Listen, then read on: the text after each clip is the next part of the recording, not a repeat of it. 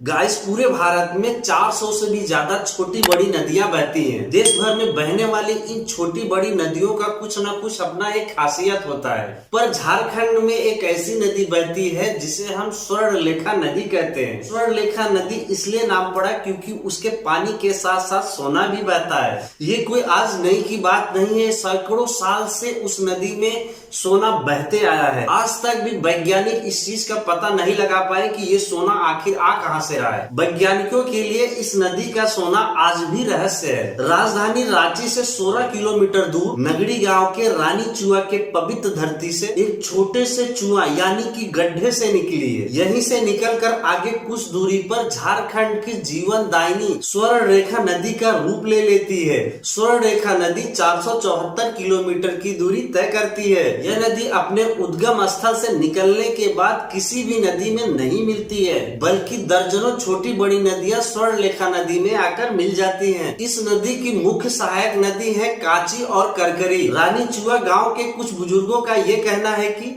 करकरी नदी के किनारे बहुत सारा सोने की खदान है और उन पत्थरों से गुजरकर करकरी नदी आके स्वर्णरेखा नदी में मिल जाती है, जिसके कारण इस नदी में सोना पाया जाता है। इस नदी में सोना गेहूं के कण के समान होती है। इस नदी के किनारे रहने वाले बहुत से गांव वालों की कमाई का एक जरिया है। डेली सुबह गांव वाले इस नदी में सोना छानने के लिए आते हैं। 1 से 2 कण गेहूं के समान उनको सोना जरूर मिलता है।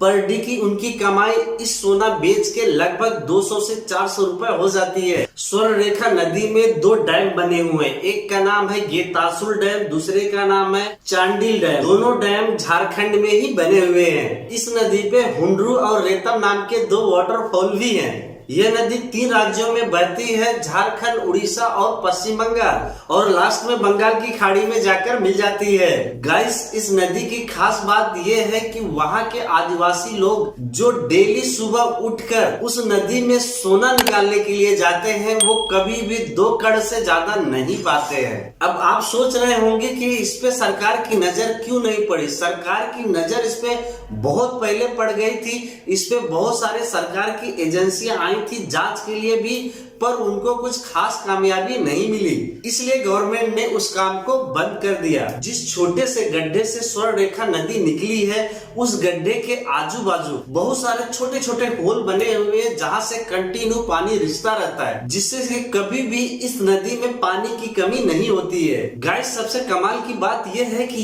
ये नदी छोटे छोटे पानी के स्रोतों से निकली हुई है। गाइस, ये वीडियो अच्छी लगी हो तो लाइक, शेयर एंड सब्सक्राइब और अपना फीडबैक कमेंट में जरूर दीजिएगा।